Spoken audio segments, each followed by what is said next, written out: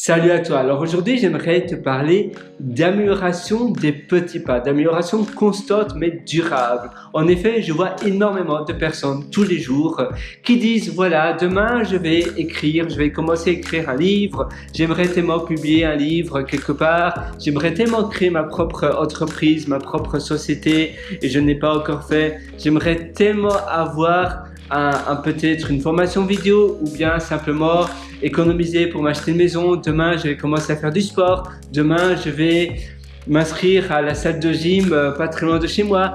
Demain, je vais commencer à voyager. J'aimerais faire un tour du monde. J'aimerais aller en Antarctique. Je vois tellement de personnes qui disent demain, demain, demain. Et finalement, demain n'arrive jamais. Ils trouvent que voilà, il y a toujours des choses qui viennent les chambouler leur plan. Ils n'ont jamais assez d'argent qu'ils ont économisé pour pouvoir commencer leur rêve. Et parfois, c'est simplement d'autres problèmes, un manque de temps, c'est pas le bon moment de changer de boulot, ils ont une famille et finalement, ils commencent jamais leur nouveau projet. Les journées, c'est vrai qu'elles sont courtes, mais les journées, eh bien, c'est 24 heures qui, une fois que la journée est passée, ces 24 heures, elles sont parties à tout jamais de notre vie. Et c'est pour cela que c'est très important de démarrer les projets que l'on veut réaliser dès maintenant.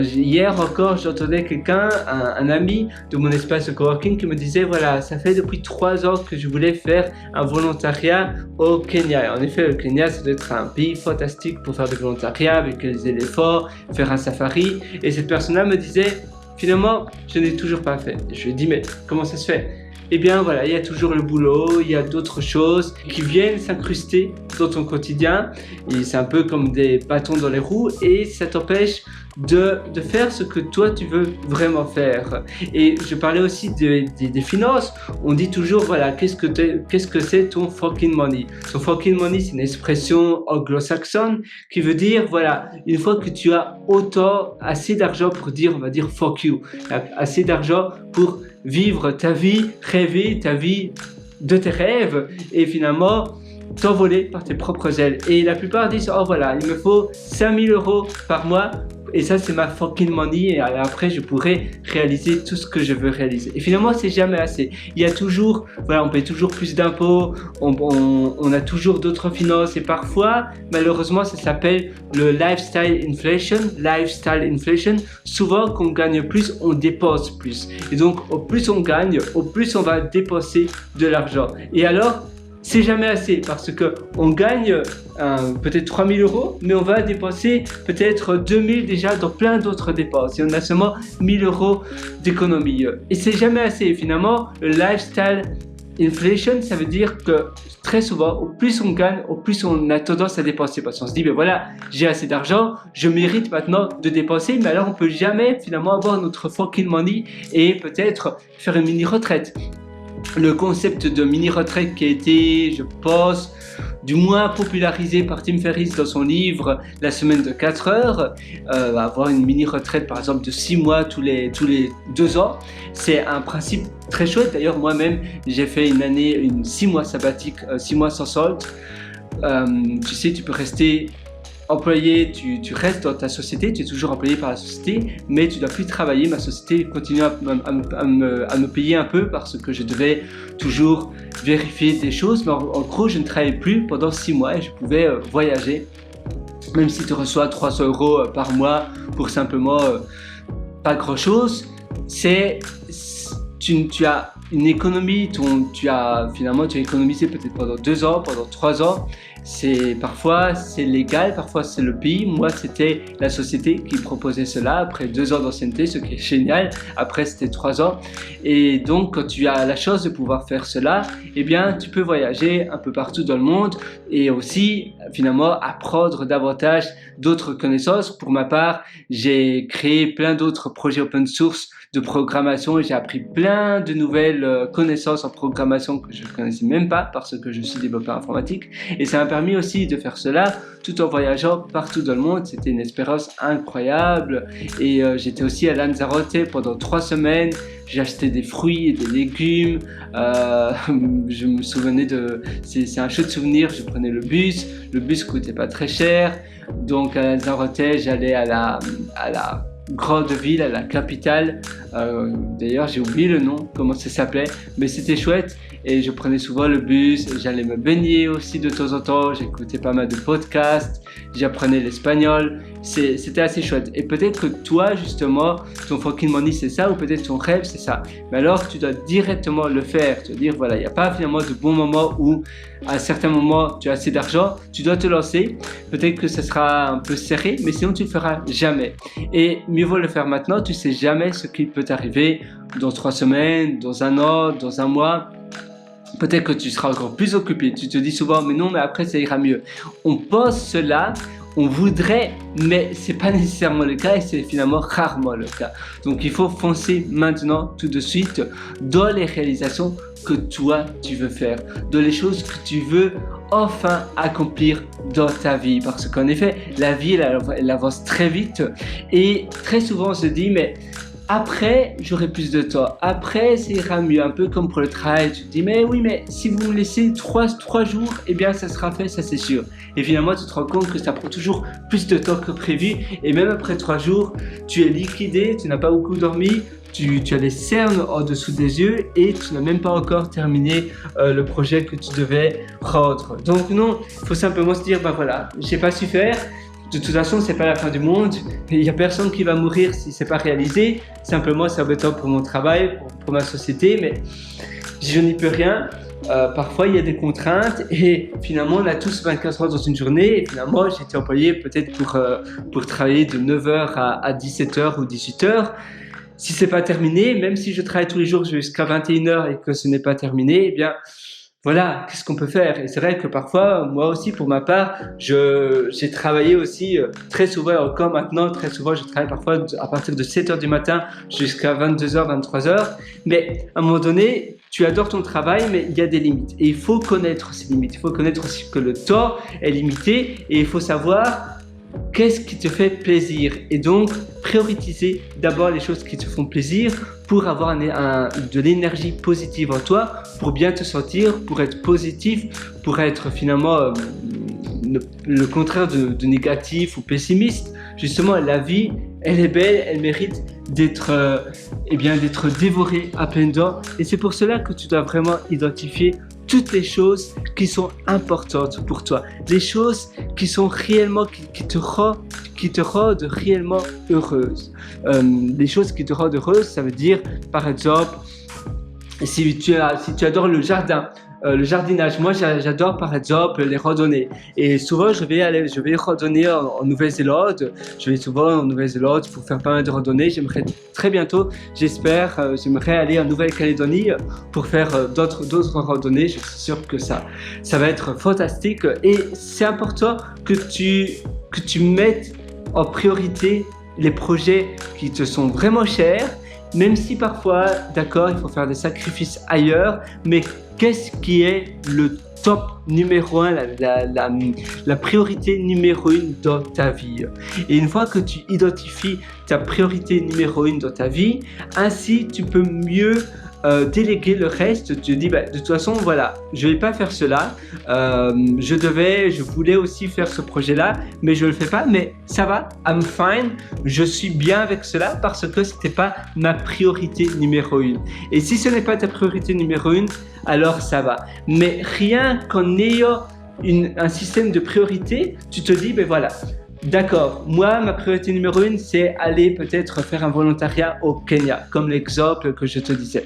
Eh bien, tout le reste passe après. Et c'est d'abord ça, je passe 1 heure de chaque jour pendant une semaine pour organiser mon safari au Kenya. Je prends 3 semaines de vacances.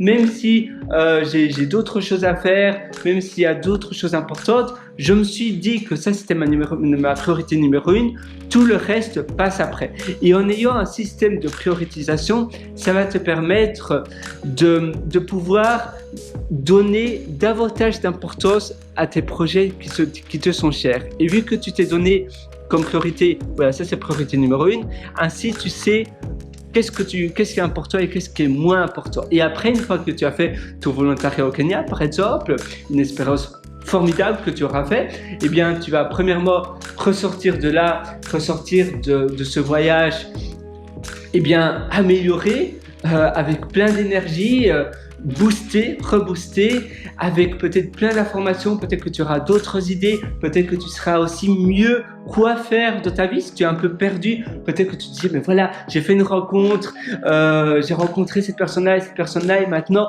je sais où je vais aller, je sais ce qui est bon pour moi et je sais l'étape prochaine de ma vie. Et même si peut-être tu n'as pas fait spécialement des rencontres bien très importante, mais tu auras fait ce voyage incroyable, tu retournes chez toi, de retour, boum, et bien après ça sera tu vas voir qu'est-ce qui est ma prochaine priorité numéro 1. Ma prochaine priorité numéro 1, c'est peut-être créer une start-up peut-être de dématérialisation du ticket de caisse. Donc, ça veut dire que dans tous les magasins, bon, ça dépend, apparemment en France, il y avait encore l'obligation de donner le ticket de caisse en papier jusqu'au 1er janvier 2023, ça me paraît un peu aberrant. Dans la plupart des pays, c'était pas du tout le cas. Apparemment, c'est une ancienne loi, très très ancienne apparemment. Mais maintenant, il y a pas mal d'applications que je vois en France qui sortent pour dématérialiser le ticket de caisse. C'est assez marrant parce que quand tu vas à l'étranger, dans plein d'autres pays, il y a des applications beaucoup plus performantes parce qu'ils n'ont pas vraiment le principe du ticket de caisse en papier. Ça se met directement soit sur ta wallet, sur ton application par exemple du supermarché comme Carrefour, ça se met automatiquement sur l'app Carrefour, ou bien peut-être ici très souvent ton ticket de caisse. En fait, tu n'en as pas vraiment. Les applications bancaires le font automatiquement pour toi et ils mettent le nom du magasin avec le petit logo, etc. Et finalement, ça fait le job très bien. Attends, je ne sais pas si je peux te montrer. Et ainsi, finalement, c'est ça ton ticket de caisse. Il n'y a pas vraiment de besoin. Mais peut-être que toi, dans le pays où tu habites, il y a cette contrainte et donc ça te donne tu veux absolument résoudre ce problème pénible et tu as alors l'ambition de peut-être créer une start-up dedans. Peut-être, je ne sais pas pourquoi je parle de dématérialisation du ticket de caisse. Récemment, j'ai lu un article sur cela, c'est peut-être pour ça. Et donc, voilà, peut-être que ça, c'est ton but. Et donc, ça sera ta prochaine priorité numéro 1. Ou bien ta prochaine priorité numéro 1 après, ça sera peut-être déménager dans une autre ville. Ou peut-être que ça sera te spécialiser dans la cuisine. Tu vois, ici, par exemple, j'ai mon application de banque. Je ne sais pas si tu vois bien. Et tu vois directement les logos des magasins, etc. Et donc, tu vois Apple. Là, TOIG, Cosmeticomas, c'est pour les burritos, Chemist Warehouse. Et donc, c'est très facile de traquer tes finances comme ça. Et tu as aussi tu vois les noms des magasins, etc. Et après, tu peux voir toutes les dépenses que tu as fait, total spend dans ce magasin-là. Tu peux voir le nombre de transactions. Normalement, si tu cliques, là, apparemment, ça ne se met pas. Mais, et tu as les insights. Donc tu peux voir où j'ai voyagé, où je dépense le plus. Donc voilà, c'est très très pratique. Ça par exemple, l'application. Et alors, voilà, pour moi, c'est plus ou moins ça mon ticket de caisse. Parce que les magasins n'offrent pas que très rarement de tickets de caisse. Tu vois les magasins, c'est les supermarchés en Australie. C'est similaire à Carrefour et Grand Prix, comment ça s'appelle, Auchan. Donc tu vois, voilà, Franprix, Auchan, et voilà, ici c'est Hooli, c'est Coles. Donc tu vois, ça c'est simplement pour l'exemple. Et ainsi, après, ça sera notre priorité numéro 1. Et une fois que tu auras accompli cette priorité-là, tu feras autre chose. Une formation en ligne peut-être que tu voudras après le jardinage, ce sera une formation en ligne pour savoir comment bien cultiver ces carottes sur un balcon. Et ça sera ta prochaine priorité numéro 1. Et comme ça, tu ne seras jamais perdu, tu sauras toujours où aller, tu sauras toujours qu'est-ce qui est ma priorité numéro 1 et donc tu ne te sentiras pas très bien de procrastiner ou de remettre au lendemain parce que tu sais, non, de toute façon, ma priorité numéro 1 passe avant tout le reste. C'est ça ou rien d'autre. Et après, je vais peut-être faire autre chose. Après, peut-être que je vais passer à l'étape suivante. Mais d'abord, c'est ma priorité numéro 1. Voilà, moi je te souhaite tout le meilleur. D'ailleurs, en parlant de One, d'une chose, je lisais aussi le livre eh bien, The One Thing, qui est d'ailleurs pas mal, que je te conseille de lire également. Si tu veux aller encore plus loin dans ton amélioration quotidienne et surtout dans la productivité, pour que tu puisses faire tout ce que tu veux faire de manière plus rapide, tout en appréciant beaucoup plus ce que tu fais, en te sentant plus épanoui dans tes journées, je t'ai concocté un atelier qui se trouve sur mon site pierrewriter.com, pierrewriter.com. Cet atelier s'appelle Immersion profonde, la méthode DEEP. Et donc, dans la méthode DEEP, Immersion profonde, je te parle des pôles d'activité, je te parle de comment tu peux avoir une journée équilibrée et comment tu peux justement joindre tout, ça veut dire différents pôles d'activité avec les priorités également dans une journée et comment tu peux faire beaucoup plus en ayant plus de temps libre et en te sentant beaucoup mieux. C'est ça le plus important. Le plus important n'est pas d'être plus productif, c'est de faire plus en te sentant mieux et en étant plus épanoui. C'est ça le plus important. Si tu fais beaucoup plus mais que tes journées sont misérables et que tu n'aimes pas tes journées, à quoi bon ? Et c'est pour cela que j'ai concocté l'atelier Immersion profonde. Et d'ailleurs, on parle aussi du fait d'être, par exemple, sur l'ordinateur du matin au soir. Tu penses que tu es beaucoup plus productif, tu es tout le temps sur l'ordinateur, mais à la fin de la journée, tu vas te sentir mal, tu vas te sentir un peu déprimé. Tu vois, là, tous les jours, devant mon ordinateur, après, il n'y aura pas ta vie est tout sauf équilibrée et c'est pas sain. Il faut que tu fasses finalement un débroussaillage dans ton quotidien pour avoir des pauses, pour aussi avoir des pôles d'activité sociale où tu vois un peu plus de monde, des exercices physiques, exercices mentaux, des exercices de vide, de creux où tu vas peut-être simplement réfléchir, méditer, un peu aller marcher. Et donc ça se trouve sur pierrewriter.com, cet atelier très complet d'ailleurs. Tu as un lien qui s'appelle Mes méthodologies sur pierrewriter.com et tu pourras acquérir mon atelier Immersion profonde. Et d'ailleurs, tu peux aller voir si l'offre est encore disponible. Je mets de temps en temps, souvent 3 fois par an maximum, une offre très avantageuse. Tu vas même être très surpris. Je suis désolé si d'ailleurs j'espère que tu vas pas avoir un arrêt cardiaque parce que c'est une belle offre. Donc, Immersion profonde sur pierrewriter.com. Moi, je te souhaite tout le meilleur et une excellente vie. J'espère vraiment que tu vas finalement pouvoir faire tes projets en temps et en heure parce que tu le mérites vraiment. Finalement, tout est possible. Il suffit de le vouloir avec un bon système d'organisation. C'est pour cela que je voulais vraiment te faire cette session avec toi. À une prochaine. Ciao.